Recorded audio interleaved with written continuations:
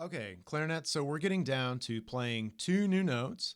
Those two new notes are going to be a C and a D. So the fingerings for those notes look like this. C is going to be, so right here and here, 1, 2, 3, and then 1, 2, 3, and then this key right here. So that's going to be that bottom key that's right in line with the rest of the clarinet. So if you play that note, it should sound like this.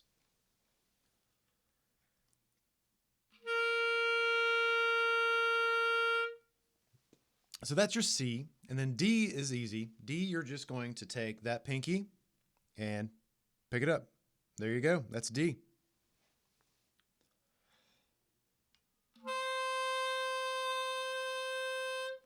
And hopefully your C and your D will sound better than my C and my D. So once again, C, D.